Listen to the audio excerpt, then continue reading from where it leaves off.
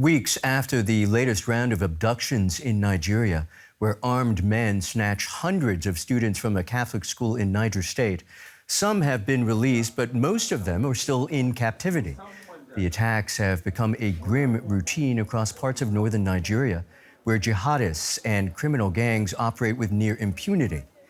Now, with security forces stretched thin and trust in the state at a breaking point, some communities are taking matters into their own hands by directly negotiating with the very gangs that terrorize them. DW's West Africa correspondent Azeezat Ola-oluwa reports from Katsina, where residents are paying for peace. Crime pays. At least that's what these videos seem to suggest. Men claiming to be members of criminal gangs, bragging about the money they have made following a series of kidnappings in northern Nigeria. We haven't been able to verify them independently, but the videos have been doing the rounds on social media and caused outrage in Nigeria, a country where paying ransom is illegal. The latest incidents to shock the world were the abductions of hundreds of school children from two schools in Kebbi and Niger States. The government has since announced the release of some of those students. No arrests were made, and it's unclear how those releases were secured. Most of the bandits are known, their families are known, their towns are known, their enclaves are known. These are not isolated incidents. Many communities in the region have found themselves forced to make peace deals with criminals like these armed men attending a peace negotiation in a Katsina community. Abdurrahman Abdullahi escaped a kidnapping attack 3 years ago. He says he's felt more at ease since his local government reached an agreement with the gangs. Before this peace deal, I can't remember when last I slept before 2 a.m. Whichever approach can yield to positive and sustainable result is welcome. The most important thing is to have peace in our society so that people can go back to their normal life. Several communities in at least 4 states in the northwest have made similar pacts with local criminal groups. Some agreed to give the bandits free access to markets, water and clinics, while also paying for protection. In return, they are left in peace and those kidnapped are released.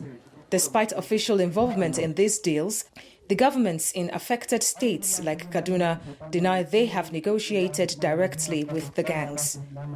The Kaduna state government, either the governor or any of his senior official or representative, did not sit down with any bandit. We don't know any bandits. No amount of money was given to any bandit. After achieving this peace deal, anybody that breaches that provision of the law will also be punished.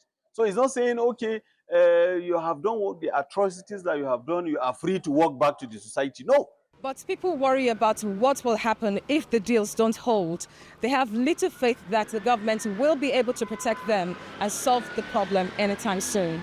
It's a national embarrassment. What they are telling the world is say government is not capable, except that maybe government is still looking them as inconsequential, But the psychological impact is creating on people and the world at large is why government must now intervene and quieten and stop that act in its finality.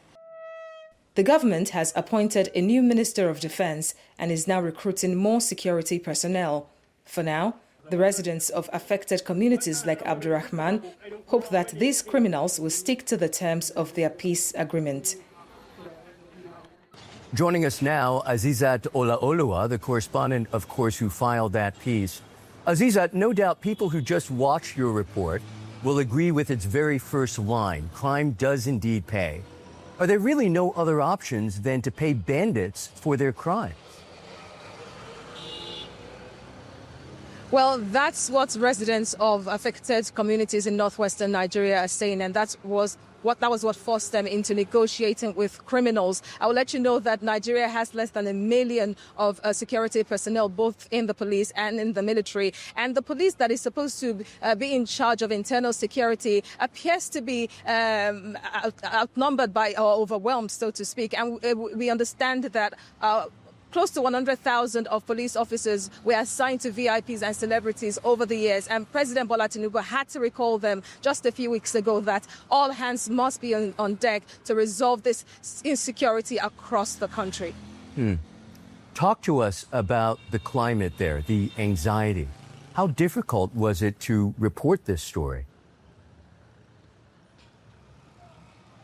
I mean, it was really difficult. In fact, we decided not to travel down to northwest Nigeria to do this story. We had to liaise with freelancers over there and a colleague in the House of Service to be able to get footages for us to use for this package, because we understand many states in northwestern Nigeria, at least 4 states have made the deal for you to know how widespread the insecurity is, and many states are on the red alerts, really. And even the state governors now are coming out to say that something has to be done both at the state and national level. So imagine how dangerous it would be for journalists to go into communities, because most of the time the affected areas are communities that are very far from the city centers of northwestern Nigeria. So it wasn't really a decision that we considered, for the safety of the crew. Viewers will be struck by the fact that the bandits are known to everyone, who they are, where they live, their families, and yet nothing happens to them. I can't help but liken this to mafia-run communities where lawlessness is normalized. I mean, that is what security analysts are saying, that how could the government allow this to happen, that it is an embarrassment to Nigeria, and it's like you are legitimizing criminality, so to speak, because when non-state actors boldly move around in communities and the residents there look in fear, they're scampering for safety because they are powerless, they feel unprotected. What does that tell you about the security of the country? And many people are very angry about what is happening, and they are saying the government needs to act and act now. The person we spoke to is a resident of Katsina State and also an activist, said that he and his other activists constantly, told the government that they know where to find these people because they always come to the community. Some of them grew up in their communities, but now that they've taken up arms, they have more power than the people they related with. So there is nothing they could do. They live in fear, really. And some of the terms of agreement they made with the criminals is that they would regularly come to town, to access all the social amenities that the residents also have access to. So imagine the sense of insecurity these people feel every time when they see this non-state actors come to their safe, what is supposed to be their safe zone, basically, and then they are exposed.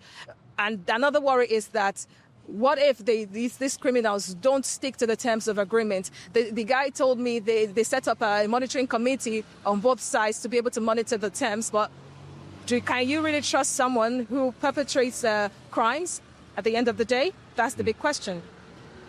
That's Azeezat Ola-oluwa, DW's West African correspondent.